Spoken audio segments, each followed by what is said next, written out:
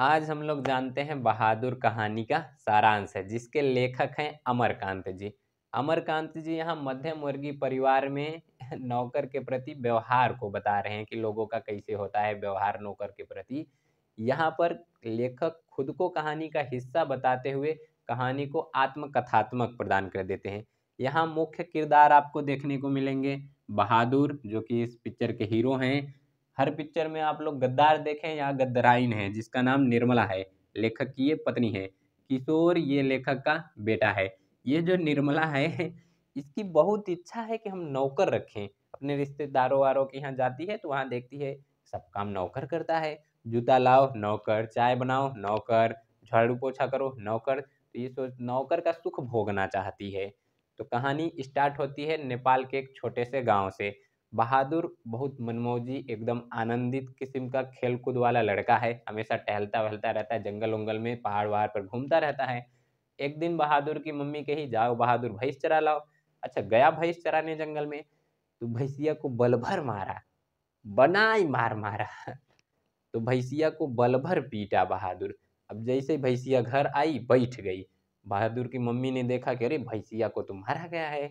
अब वह बिना कुछ सोचे बहादुर को बल भर एकदम, जान लो कैसे बताएं, बल भर पीटी उसको। हाथे हाथे गोड़े डंडा को डंडा लेके बहुत मार मारी बहादुर को। बहादुर रात को 2 रुपया चुराया, गांव छोड़ के भाग गया शहर।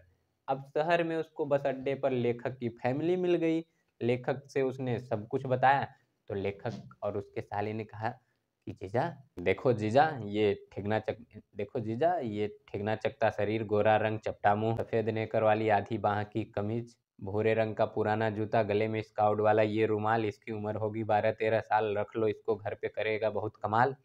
तो लेखक उसको घर पर लेकर आया। निर्मला पूछती है बेटा तुम्हारा क्या नाम है? बहादुर कहता है मेरा नाम दिल बहादुर है। निर्मला कहती है आज से तुमको हम लोग बहादुर कहेंगे, तुम मेरे बेटे जैसे हो, इस परिवार के एक खो सदस्य बन गए हो तुम। हम तुमको पढ़ाएंगे लिखाएंगे, बदले में तुम थोड़ा बहुत जो एक आध दो ठो काम रहेगा कर देना। अब जाके गांव में सबको बता रही है ये हम नौकर रख लिया, ये हम नौकर रख लिया, फ्री में रख लिया नौकर। एकदम प्रचार कर रही जैसे प्रधानी लड़ रही है। तो अब बहादुर धीरे धीरे धीरे धीरे घर का सारा काम करने लगा। जितना काम होता था सब बहादुर कर लेता था। एक दिन किशोर की साइकिल पोंछना भूल गया, किशोर ने उसको बल भर मारा। तो वो कोने में बैठ के रो रहा था। लेखक ने पूछा का हुआ बहादुरा, काहे रो रहा है? तो सब कुछ बताया। तो उन्होंने बहादुर को ही कहा कि चलो जो काम वाम मिलता है कर दिया करो, अब ये तो तुम्हारा ही घर है ना, एक आध को जो काम मिलता है कर दिया करो। बहादुर अब धीरे धीरे घर का पूरा काम करने लगा। तो एक दिन कुछ मेहमान आ गए। मेहमानों ने बहादुर पर चोरी का इल्जाम लगा दिया कि हमारा 11 रुपया चुरा दिया।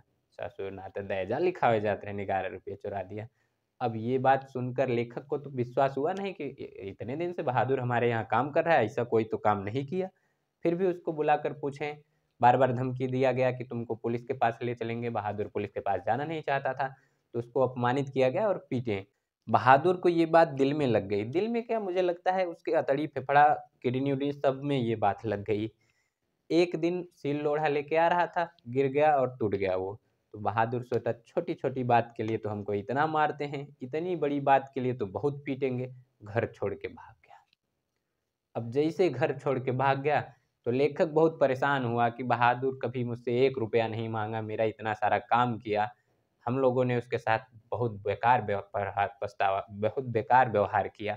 तो बाद में सबको पछतावा हुआ। और निर्मला निर्मला आई, हमें बहादुर कहीं से भी ढूंढ के लाओ, चुड़ैला नहीं तो जब पीटत रहो तब ना याद आई हम बहादुर। तो सब लोगों को बाद में बहुत पछतावा हुआ। लेखक बहादुर को ढूंढने भी गए लेकिन बहादुर नहीं मिला।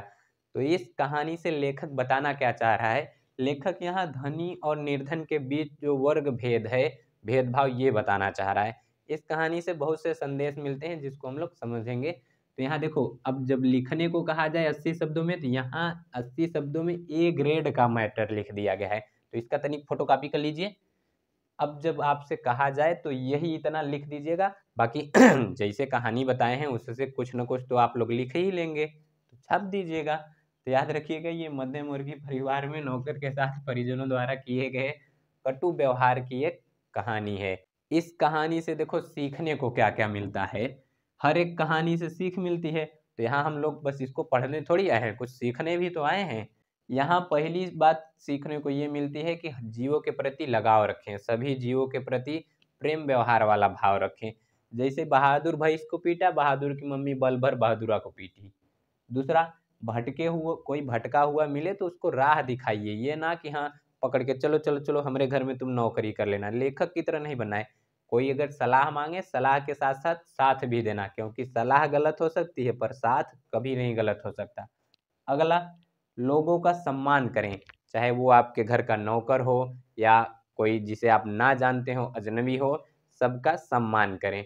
किसी को अगर गाली भी देना है ना, एकदम अच्छे से प्रेम से गाली दीजिए, एकदम चेहरा चोरी नहीं लगे तो कैसे पहचाने। तो लोगों के साथ प्रेम व्यवहार रखिए। अगला, कोई भी काम करे तो वो सोच विचार कर ही करें, बिना विचारे कुछ करेंगे तो बाद में पीछे पछताएंगे। जैसे ये लोग खूब उसको पीटे, जब भाग गया तो बिना विचारे जो करे सो पीछे पछताए। तब क्या होगा जब चिड़िया चुग गई खेत।